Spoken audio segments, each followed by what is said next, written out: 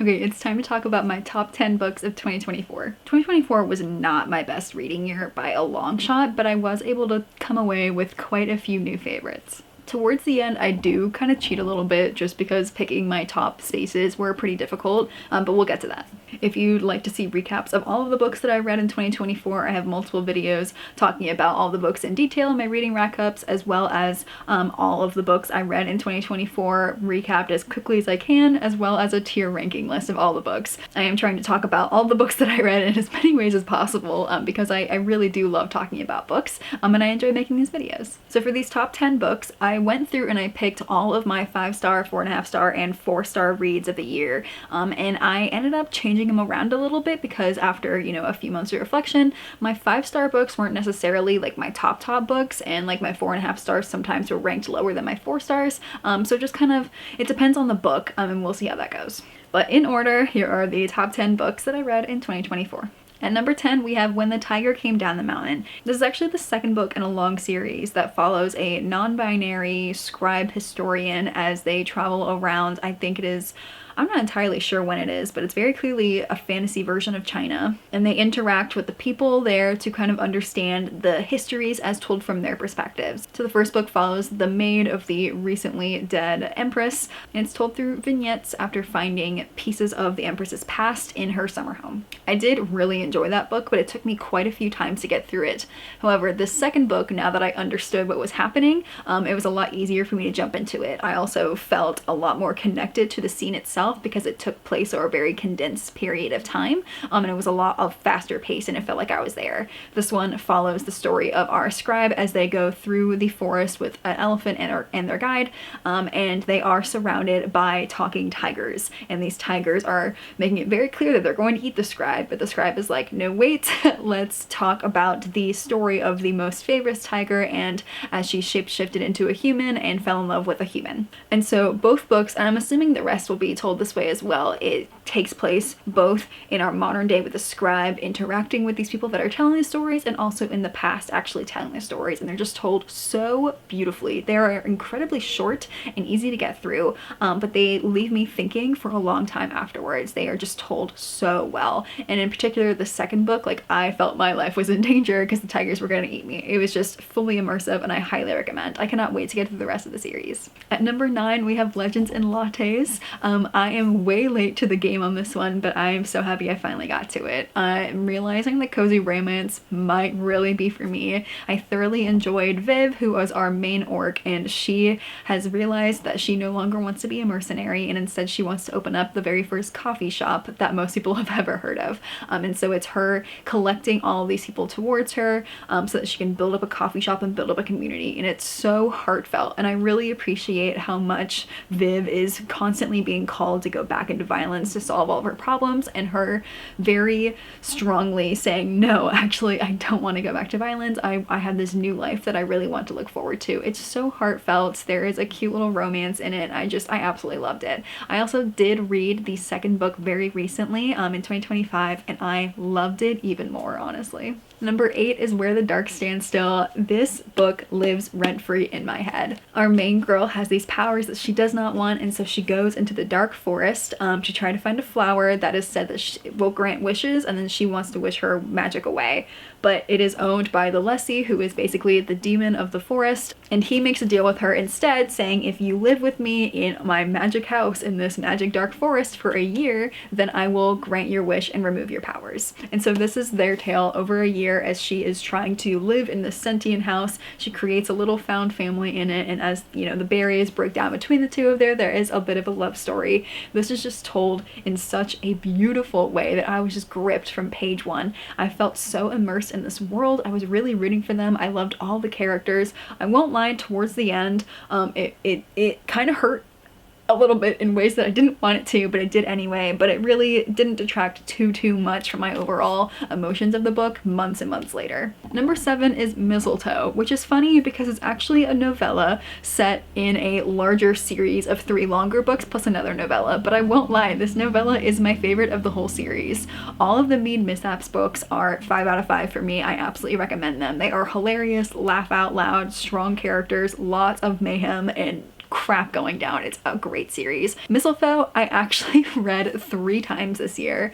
I read it once in a day, and I read it again the same day because it's so short, and then I read it again recently in December because I just wanted a really good pick-me-up in amongst all of the really crappy winter books that I was reading. And I tell you, I laughed out loud all 3 times. I so love the characters. Essentially, our girl has to go and make a deal with the fox of the forest.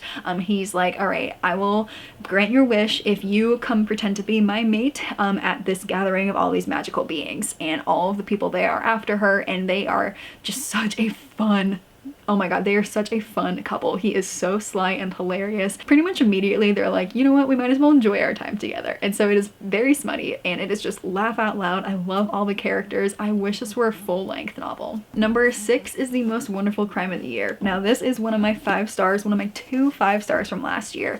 I'm not sure if it will forever remain a 5 stars, but because I read it so recently, it is still one right now. I absolutely love everything that Ally Carter writes, and this is one of my favorite books by her. She's recently gotten into the adult romance genre, and this one is just one of the best contemporary romance novels I've ever read. It is advertised as, and it completely makes sense to me, as a Knives Out meets holiday rom-com Hallmark movie that is just everything that you want in a winter holiday and more. I absolutely will be reading it every winter time for the rest of my life, honestly. It's just that good. It's pretty small. These are 2 rival American writers, and they are essentially invited to their fictional Agatha Christie's house for the holidays, surrounded by all of her other friends and family, and Agatha Christie goes missing, and so they have to work together to solve the crime. This is laugh out loud funny. I absolutely love their banter. Because they're writers, they understand all the tropes that we know and love, and they actively talk about them, but not in a cringy way. This one just flew by so fast. I read it in one day. I just can't get enough. The next book is Cash, and in my journey of reading every cowboy romance I can get my hands on, this one by far has been my absolute favorite. I actually also read its sequel pretty recently in 2025, and again, I like the sequel even better than the first book, so it's outstanding already. I'm realizing that a lot of cowboy romances are just like super archaic in a lot of their gender roles. It's almost always the women kind of bending to the men, and some of them are just written in just a very uncomfortable way.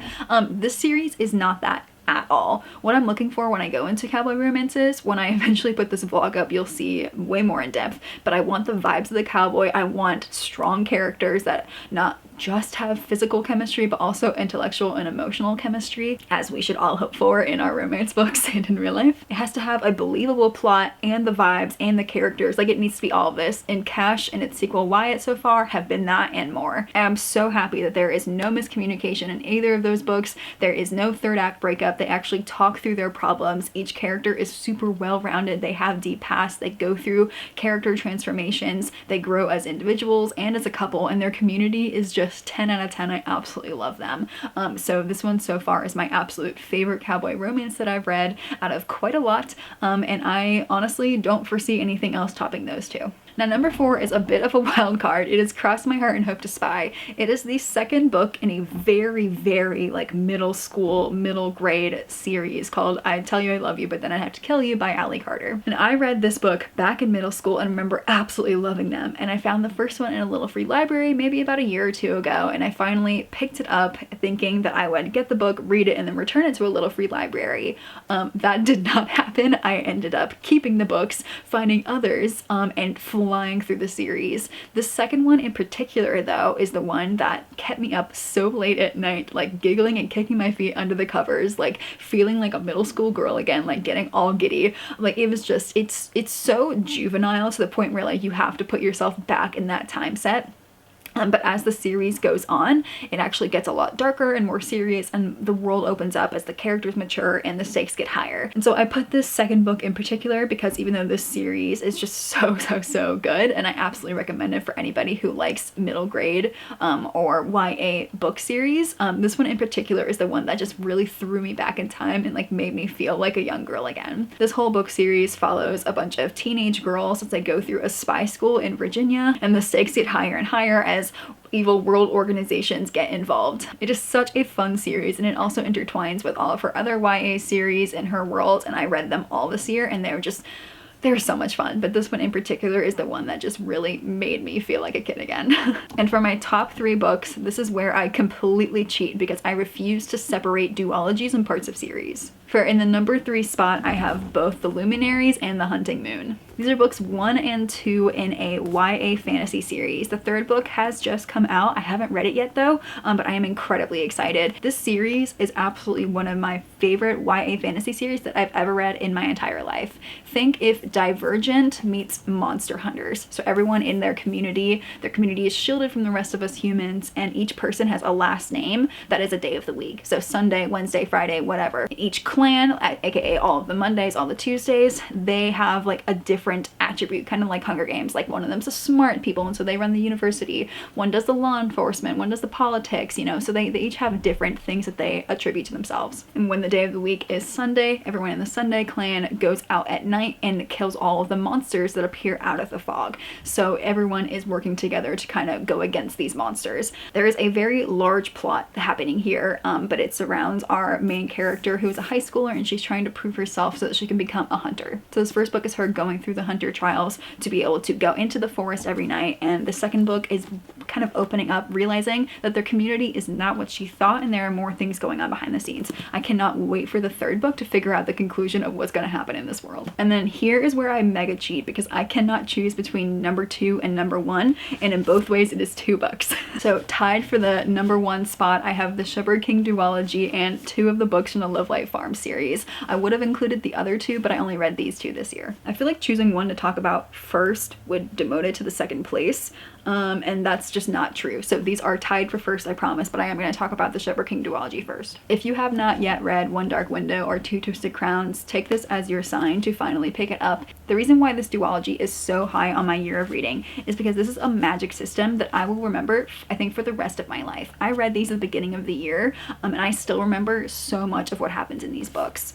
Essentially, there are tarot cards in this world, and as you hold one, it gives you the powers that the tarot card involves. So you can either become invisible, or you can read minds, or you can be super strong, but with each card, it actually also deteriorates you. So if you hold on to the one that gives you strength for too long, after you let go of it, you will feel super weak. And at the same time, there is this magical sickness that goes through mostly through children, in which if you're infected, the king is like kill on sight because this power is going to deteriorate you and put everyone else in trouble. And so our main character is a girl that got this sickness and has magic since she was a little girl, but her family hid her. And so now as an adult, she has this demon inside her brain, and he is very much not supposed to be here. I won't lie, he is my favorite character out of all of them, this demon inside of her head. Her secondary power is that she can see the auras of the cards. So for the card that gives you a lot of beauty, she can see a pink aura coming from that card, so she can help find the cards. And this whole plot of this is that the evil king is trying to collect all the cards so that he can banish the magic. But his nephew, I believe,